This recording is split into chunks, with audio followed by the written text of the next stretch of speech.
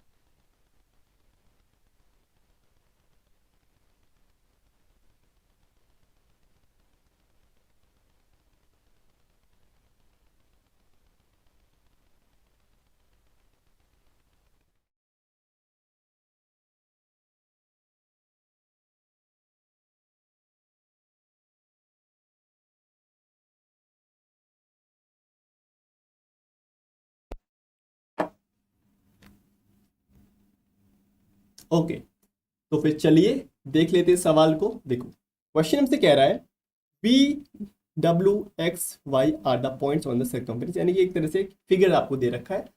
अब ये कह रहा है भाई, सभी आपको मेंशन कर रखा है ऑलरेडी एंगल्स कितने कितने हैं, तो आपको ऊपर इतना पढ़ने की जरूरत नहीं है। आपसे बस ये कह रहा है what is the size of angle V Z W. V Z W यानी कि ये जो एंगल है, ये एंगल कितना है, ये हमसे पूछ रहा है। अगर ये एंगल हमको निकालना है तो यहाँ पे एक प्रॉपर्टी हमको पता होनी चाहिए, क्योंकि एक एंगल हमको पता है 72, ये वाला एंगल अगर मुझे पता लग जाए तो यहाँ पे एंगल सम प्रॉपर्टी में यहाँ पे लगा दूंगा, 180 डिग्री के बराबर रख दूंगा। लेकिन ये एंगल मुझे नहीं पता है, तो देखो एक प्रॉपर्टी होती है एक सर्किल की। ये एक सर्किल के अंदर एक ये कॉर्ड है, let's say it is a cord. तो अगर एक मैं ट्राइंगल बनाता हूं, क्योंकि सेम कॉर्ड से बन रहा है, यानी कि सेम बेस है, और एक ट्राइंगल फॉर्म हो रहा है जो कि टच कर रहा है सर्किल पे, कहीं सर्कमफेरेंस पे। एक दूसरा ट्राइंगल मैं बनाता हूं जो कि सेम बेस पे बनता है और जो कि सर्कमफेरेंस पे टच होता है। तो ये जो सर्कमफेरेंस पे टच हो रहा है, ये जो एंगल है, यानी कि ये जो सर्किल पे जो दो एंगल बन रहे हैं, ये वाला एंगल और ये वाला angle, let's say it is x, तो ये एंगल भी एक्स हो जाएगा। यानी कि सेम बेस पे सेम कॉर्ड पे अगर दो ट्राइंगल बनते हैं सर्कमफेरेंस पे, तो दोनों एंगल आपस में बराबर होते हैं। वही प्रॉपर्टी यहाँ पे हम यूज करेंगे। अब देखो सेम कॉमन कॉर्ड तो हमको दिख नहीं रहा है, कॉमन कॉर्ड अगर दिख नहीं रहा है तो अभी दिख जाएगा। अगर बी को मैं वाई से ज्वाइन करूं, बी को अगर मैं वाई से ज्वाइन करूं, तो दो ट्राइंगल आपको दिख रहे हैं। ये बेस क्या है? वी वाई बेस है। इससे एक ट्राइंगल बन रहा है ये वाला, एक ट्राइंगल बन रहा है ये वाला। तो ये जो एंगल है और ये जो एंगल है, दोनों जो सर्किल पे बन रहे हैं ट्राइंगल, ये दोनों एंगल आपस में क्या होंगे भाई? बराबर होंगे, इक्वल होंगे। अगर ये 38 डिग्री है तो ये भी 38 डिग्री हो जाएगा। Is it clear? दोनों एंगल क्या होंगे? आपस में बराबर होंगे। ये प्रॉपर्टी को याद रखें। नाउ अगर ये 38 है, ये 72 है, तो दोनों को मिला के कितना बना? 110 डिग्री। 110 डिग्री। तो तीसरा एंगल कितना हो जाएगा? 180 में से इसको माइनस कर दोगे, then you will get 70 degree, यानी कि ऑप्शन नंबर 3। तो ये देखो, हर एक क्वेश्चन में मैंने कहा था जैसे कि अलग प्रॉपर्टी में आपको समझाऊंगा तो कुछ नया सीखने को आपको मिलेगा। ठीक है, तो answer is option number 3, 70 degree. समझ आई बात? चलिए अगले सवाल पे आते हैं। Next question on your screen. So ये प्रीवियस ईयर क्वेश्चंस हैं, so take your time. I'm giving you 2 minutes for this question and you can start now.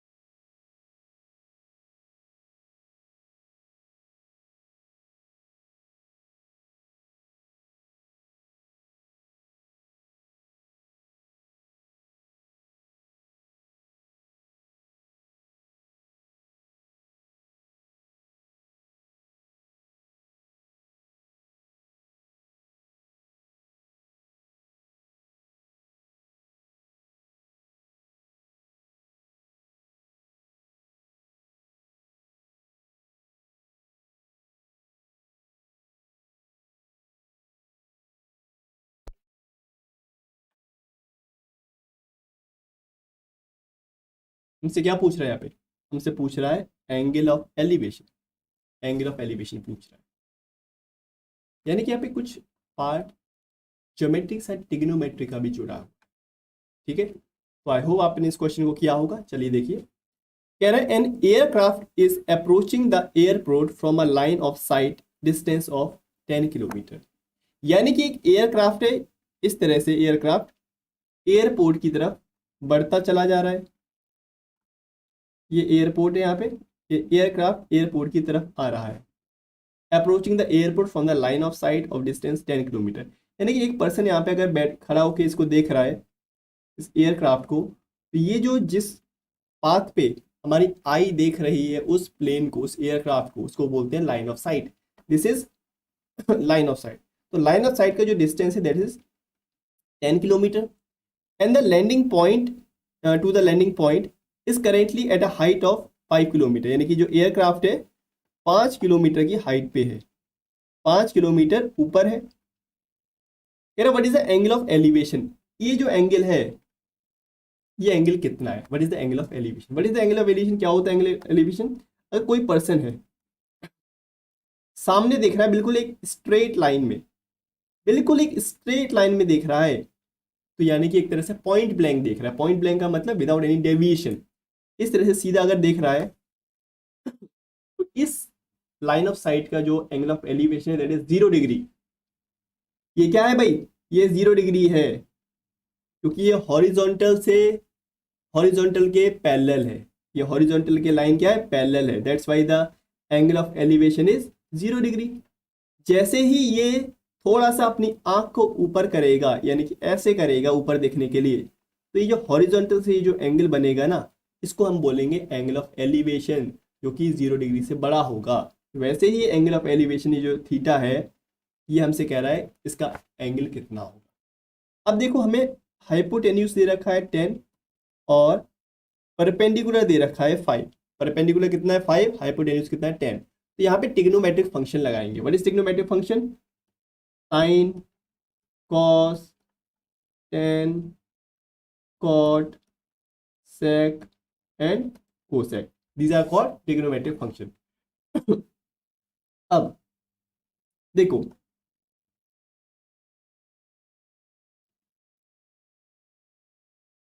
तो परपेंडिकुलर हाइपोटेन्यूज और बेस के रेस्पेक्ट में अगर बात करूं पर साइन थीटा, तो साइन थीटा क्या होता है भाई? What is sine theta?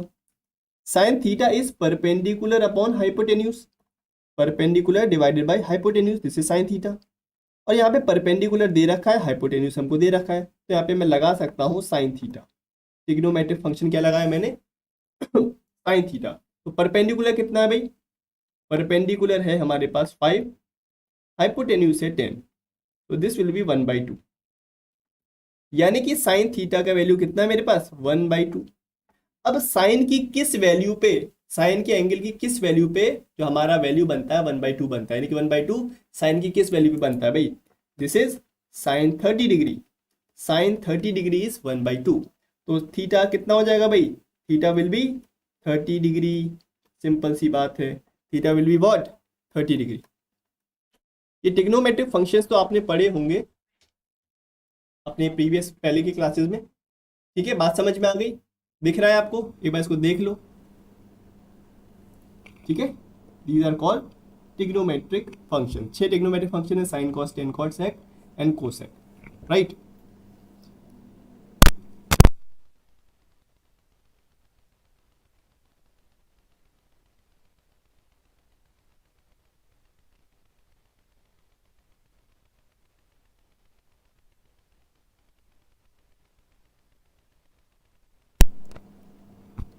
समझ आ गया होगा?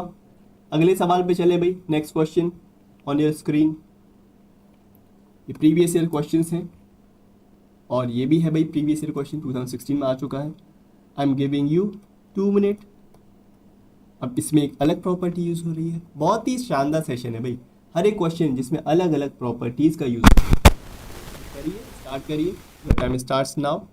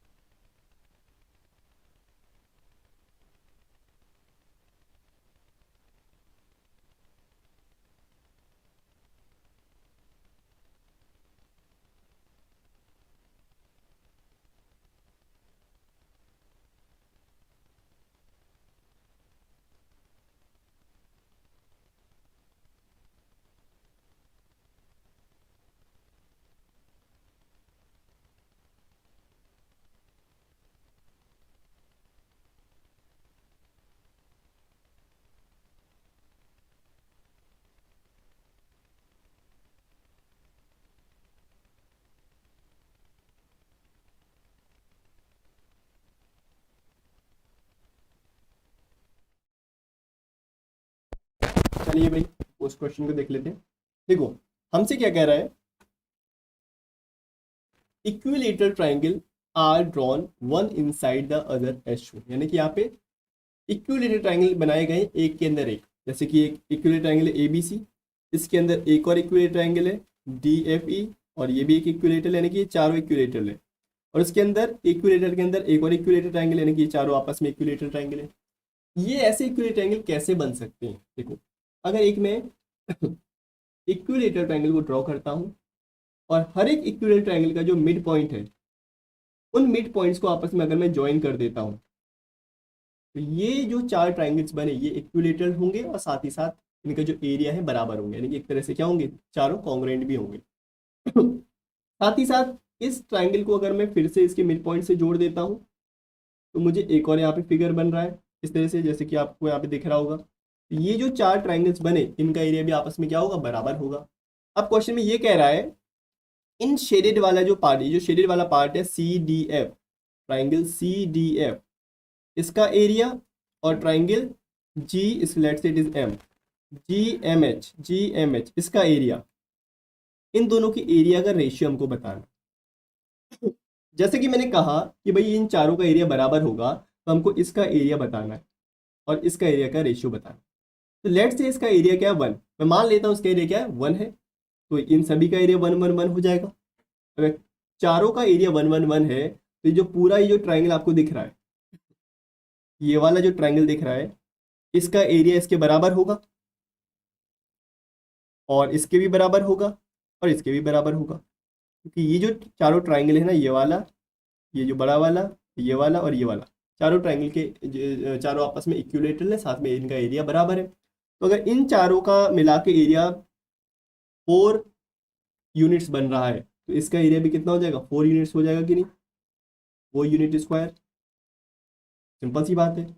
तो इसका एरिया 4 यूनिट्स है और इसका एरिया 1 यूनिट है छोटे वाले का, तो what will be the ratio, ratio will be 4:1। Question बहुत आसान था, लेकिन बस वही चीज़ है, कॉन्सेप्ट अगर समझ में आता है, प्रॉपर्टी समझ में आती है, तो क्वेश्चन ऐसे ही कर लोगे, this no calculation this question. ठीक है, तो आंसर इज ऑप्शन नंबर 3, 4:1। ठीक है,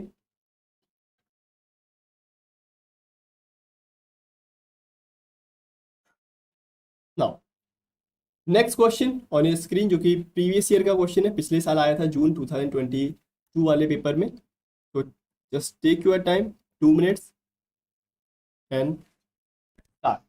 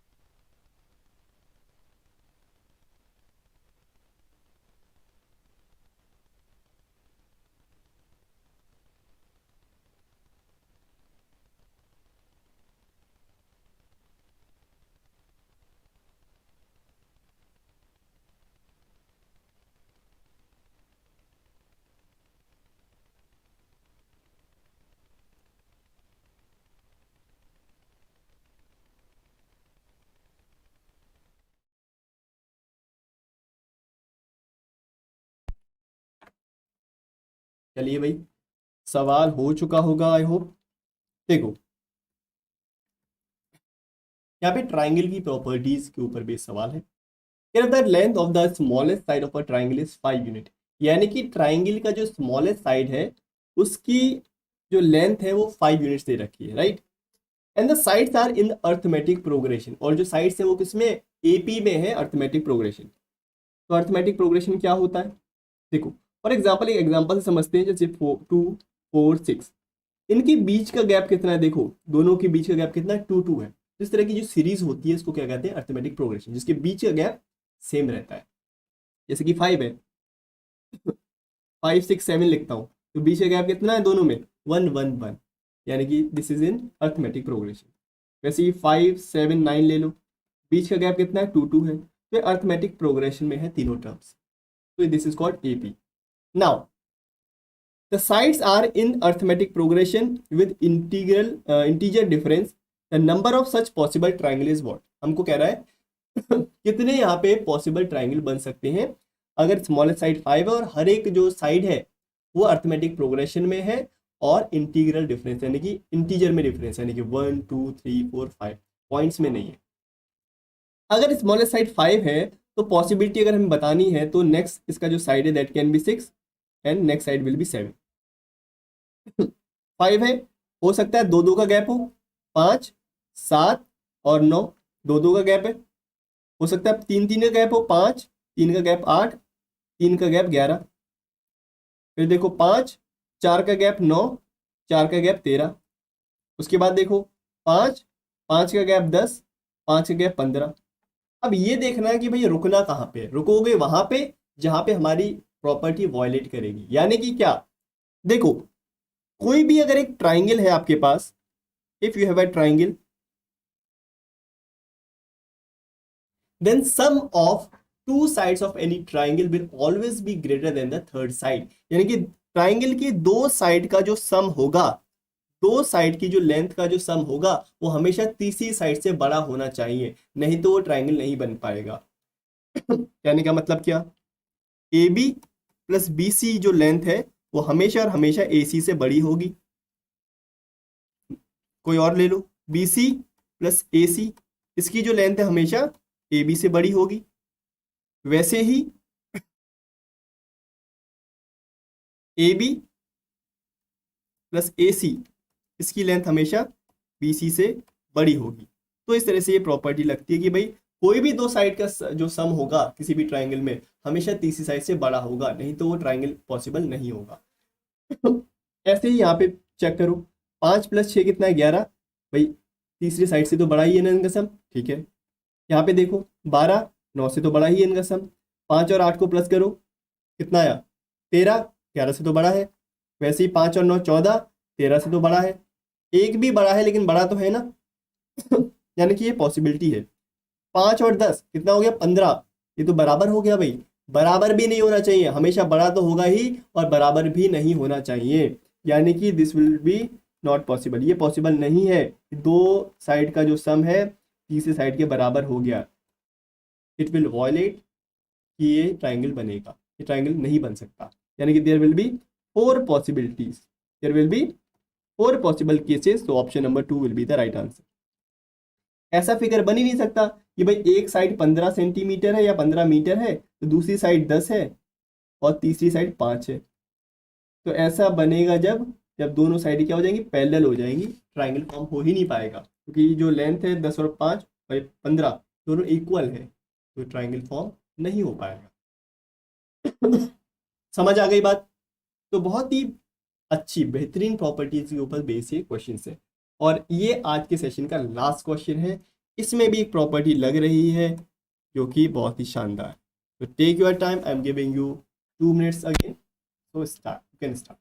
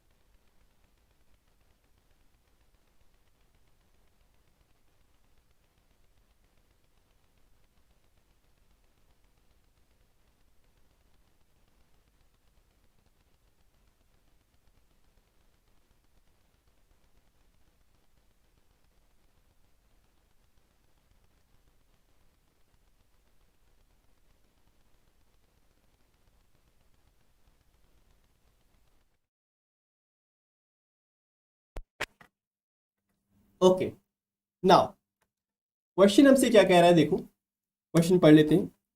कह रहा है अ turtle start swimming from a point A located on the circumference of a circular pond, यानी कि टर्टल है वो क्या कर रहा है, एक सर्कुलर पॉन्ड में एक कहीं सर्कमफेरेंस पे बैठा हुआ है ए पॉइंट पे। तो let's say it is a circular pond, इस सर्कुलर पॉन्ड में ए पॉइंट पे टर्टल बैठा है, located on the circumference of the circular pond.